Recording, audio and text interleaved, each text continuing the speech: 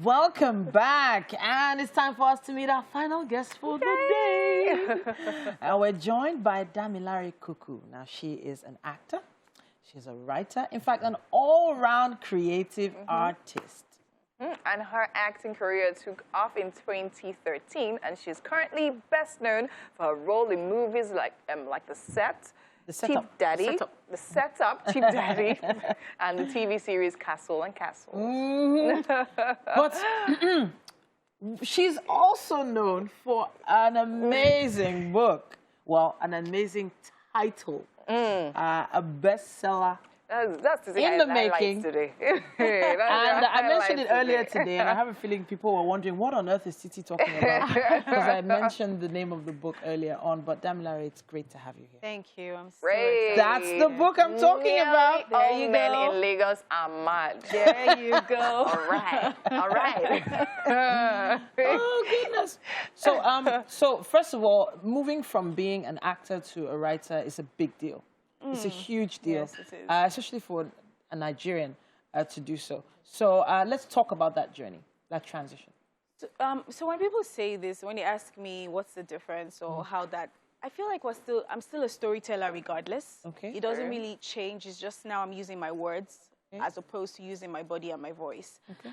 But the thing is, it's a completely different kettle of fish because it's a craft that you have to own. Yeah. You have to practice. You have to exercise. I remember when I submitted my my manuscript to Masobe, they were like, this is not it. Wow. But they said, you have potential, so come in and let's have a meeting because I see that you have potential and you have drive. Because I sent in my manuscript and I kept DMing them. Every 2 months, I'll be like, hi guys, haven't heard anything. Yeah. And then eventually I think they're just like, okay, this girl is relentless. Hi, come in for a meeting and let's see you. So that's, nice. but it's been a different kind of journey because writing is different, but for me, it's still storytelling regardless. All right. Awesome. Okay, so earlier I was telling you of how I knew you from somewhere. Yes, and I couldn't remember. Then I realized it was a movie I watched. Oh. No, that's not the interesting part. The interesting part is the fact that I felt like I knew you. It's not like I've seen you somewhere. It's different when you say a movie, you know. And that is because of your delivery in that movie. I cannot remember the name of the movie right now, but I can literally recite the movie for you if you want. But no, I won't do that. Do you understand? So I must say, I mean, I watched the story and it was really interesting. I mean, I think it was one you were living with your sister. She was, you guys were not too well-to-do. So I think you had an ill, and I'm terrible with remembering people and names and everything. So, I mean, the performance was amazing. Thank you. Now, let's see, now that you've gone this way, you realize, okay, you know what? This is something I can do also, as you said, tell my story using my words now, as opposed to using my voice and my body. Which would you say where will we be seeing more of you? Are there more books coming? Yes, there definitely will be, but I don't know that because what I've been reading online reviews, we can't wait to see the next thing. Don't put me under pressure. No. I don't know when, but definitely I would be writing more. As opposed to, I don't know that there will be one that will be.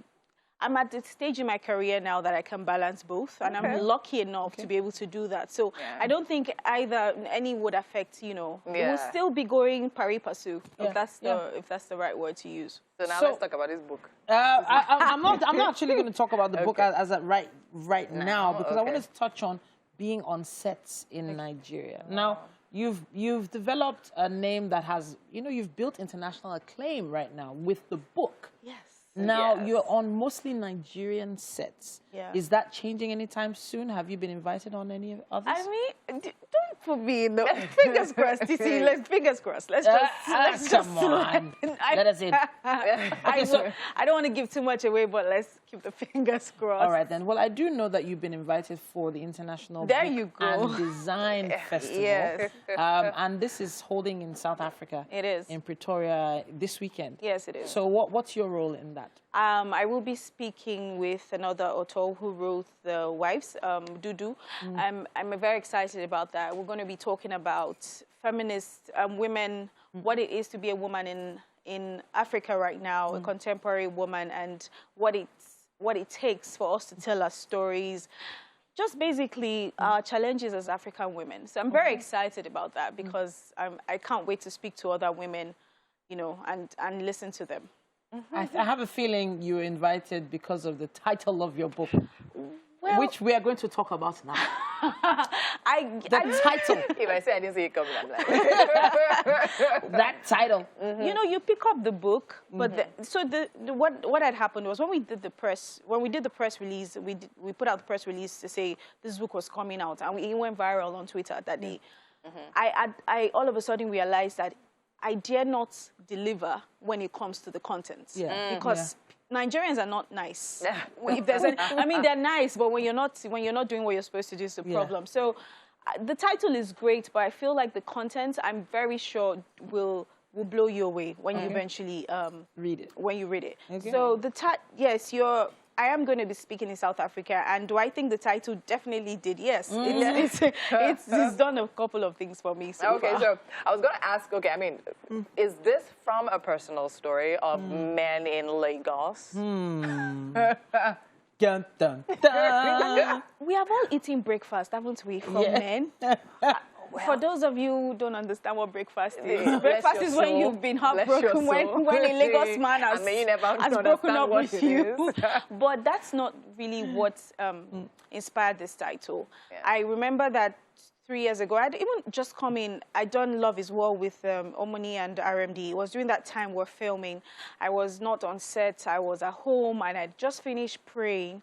And I remember just getting the inspiration. I don't know if it's okay to say this on air, but I'm a Christian, so I'm going to...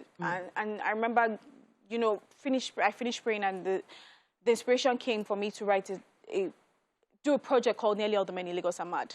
Okay. I remember just sitting on the floor, and they're like, how about your next project is called Nearly All the Men in Lagos Are Mad? That was 3 years ago, so I just left the title. Wow. So I said, what does that mean? And I reached out to someone. I'm glad I still have receipts. And I said, I have this title. I'm not sure what I can do with it. I never got a response. Wow. So, but 3 years down the line, Masobe and we had a meeting. They didn't like the work I submitted. So I just, in the meeting, I said, okay, so I have another book. It's called Nearly All the Men in Lagos Are Mad. Is this something you might be interested in? Wow. And they were like, oh, where was that? Where was that? What we're doing. Like what you want. So it didn't come from me. But then, of course, being served breakfast, by like being heartbroken and having friends, my girlfriends and I, when we go out for lunch, we're either sharing the story of this guy or the person, the people that are married are saying, my husband did this. So all of that led to the book. So it feels very personal. It is. It feels like a very personal book.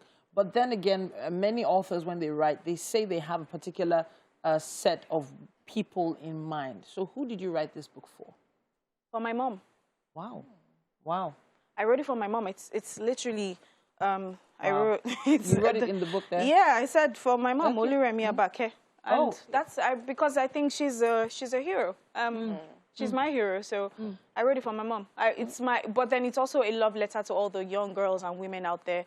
Even though it's for my mom, it's to say to women that you're not alone. All right. You're going through something. Yeah. You think that you're alone. You're not.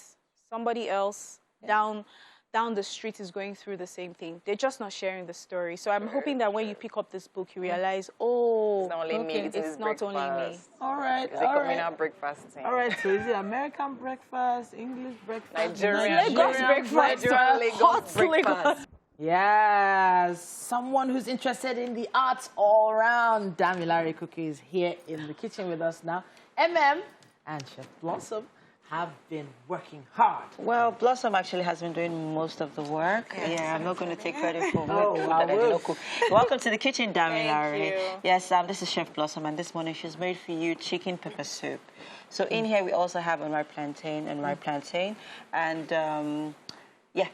You already said it smells delicious. It smells so good. We can't wait for you you to taste it. So please Let's enjoy. I honestly... Talking about being served breakfast. Yes, this is actual breakfast. Actual breakfast. We're not here to break hearts. We're here to mend them. We got rid of all the men today. This is going to soothe my soul, right? Yes. Okay. They say food excited. is like music to the soul. All right, so tell us what you think. Okay. Ooh, look at that aroma. Yeah. Oh, what do you think? This is really nice. Yeah. Do you like it? oh, this is really cool. Yes, a lot of love went into I'm a that Yoruba meal. girl. I like spice, so there's a lot of pepper. Okay. Well That's what we done, like to Chef hear. Blossom. Well done, well done.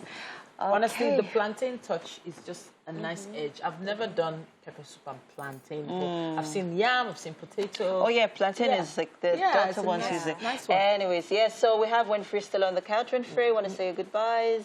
Goodbye, guys. Thank you so much for joining us on this amazing episode of Wonder Woman Wednesdays. Yes, and of course, we'll be here tomorrow. Yes, of course. Titi knows. Of course, who runs the world? Girls. Have an amazing day, people. Mwah. Bye-bye. Bye.